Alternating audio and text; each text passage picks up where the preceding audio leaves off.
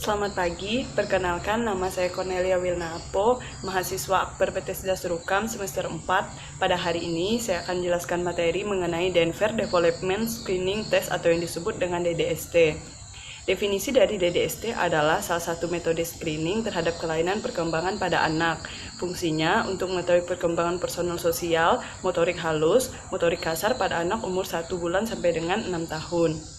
Aspek yang dinilai yang pertama, personal sosial atau perilaku sosial, yaitu aspek yang berhubungan dengan kemampuan mandiri, bersosialisasi, dan berinteraksi dengan lingkungannya. Yang kedua, motorik halus, yaitu aspek yang berhubungan dengan kemampuan anak untuk mengamati sesuatu, melakukan gerakan yang melibatkan bagian-bagian tubuh. Yang ketiga, bahasa, kemampuan untuk memberikan respon terhadap suara, mengikuti perintah, dan berbicara spontan.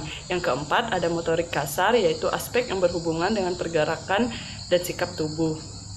Cara mengukur perkembangan anak dengan DDST, pada waktu tes, tugas yang diperlukan diperiksa setiap kali screening biasanya hanya berkisar antara 20 sampai dengan 30 tugas saja, sehingga tidak makan waktu lama, hanya sekitar 15 sampai 20 menit saja. Alat yang kita gunakan, yang pertama alat peraga, benang wol merah, kismis atau manik-manik, kubus warna merah, kuning, hijau, biru, permainan anak, botol kecil, bola tenis, bel kecil, kertas, dan juga pensil. Yang kedua, lembar formulir DDST. Yang ketiga, buku petunjuk sebagai referensi yang menjelaskan cara-cara melakukan tes dan cara menilainya. Prosedur DDST terdiri dari 2 tahap, yaitu yang pertama, secara periodik dilakukan pada semua anak yang berusia 3 sampai dengan 6 bulan, 9 sampai dengan 12 bulan, 18 sampai dengan 24 bulan, 3 tahun, 4 tahun, dan juga 5 tahun. Sedangkan tahap yang kedua dilakukan pada mereka yang dicurigai adanya hambatan perkembangan pada tahap pertama, kemudian dilakukan dengan evaluasi diagnostik yang lengkap. Selanjutnya ada penilaian apakah lulus PSET atau P, gagal, fail atau F, ataukah anak tidak mendapat kesempatan melakukan tugas atau no opportunity atau yang disebut dengan no. Kemudian ditarik garis berdasarkan umur kronologis yang memotong garis horizontal tugas perkembangan pada formulir DDST. Setelah itu dihitung pada masing-masing sektor berapa P dan berapa yang F. Selanjutnya berdasarkan pedoman, hasil tes diklasifikasikan dalam normal, abnormal, meragukan, atau questionable, dan tidak dapat dites atau unstable. Selanjutnya, penjelasan untuk abnormal yaitu bila didapatkan 2 atau lebih keterlambatan pada 2 sektor atau lebih.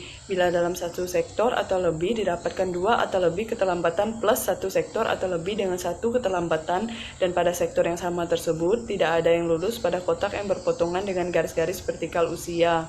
Selanjutnya, meragukan yaitu bila pada 1 sektor didapatkan 2 keterlambatan atau lebih, bila pada 1 sektor atau lebih didapatkan 1 keterlambatan, dan pada sektor yang sama tidak ada yang lulus pada kotak yang berpotongan dengan garis vertikal usia. Selanjutnya, tidak dapat dites apabila terjadi penolakan yang menyebabkan hasil tes menjadi abnormal atau meragukan, dan normal semua yang tidak tercantum dalam kriteria seperti abnormal, meragukan, dan tidak dapat dites.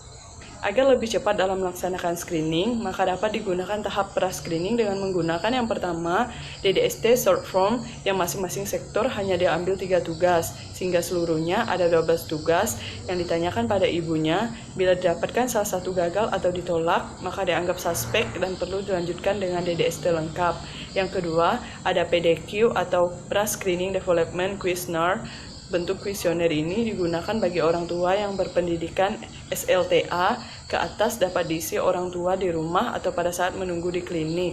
Dipilih 10 pertanyaan pada kuesioner yang sesuai dengan umur anak. Kemudian dinilai berdasarkan kriteria yang sudah ditentukan, dan pada kasus yang dicurigai dilakukan tes DDST lengkap. Selanjutnya, cara penilaian DDST. Yang pertama, lambang P atau pass artinya lulus, F fail atau gagal, no opportunity atau anak ada hambatan melakukan, dan R refusal atau menolak. Interpretasi penilaian individual pada DDST. Yang pertama, penilaian lebih atau advance yang artinya pas lulus pada uji coba sebelah kanan garis umur. Selanjutnya normal, gagal atau menolak pada uji coba sebelah kanan garis umur. Pas atau lulus pada presentil 25 sampai dengan 75. Selanjutnya ada caution atau peringatan Gagal menolak uji coba di mana garis umur terletak pada persentil 75 kali dengan 90. Yang terakhir ada delayed atau keterlambatan, yaitu gagal atau menolak uji coba di mana 90% anak dapat lulus ditandai dengan warna pada akhir kotak. Selanjutnya, interpretasi hasil tes yang pertama dikatakan normal jika tidak ada keterlambatan maksimal 1C. Yang kedua, suspek bila didapat 2 lebih besar dari C atau 1 lebih besar dari delayed, maka lakukan uji ulang 1 sampai dengan 2 minggu. Yang ketiga, tidak dapat diuji bila ada skor menolak pada 1 lebih besar uji coba di sebelah kiri garis usia daerah 75 sampai dengan 90%, maka lakukan uji ulang 1 sampai dengan 2 minggu. Yang terakhir ada referral condition, bila setelah uji ulang hasilnya tetap ada suspek atau tidak dapat diuji, maka dipikirkan untuk rujuk pada ahlinya. Sekian video penjelasan mengenai materi DDST dari saya, semoga bermanfaat. Terima kasih, Tuhan Yesus memberkati.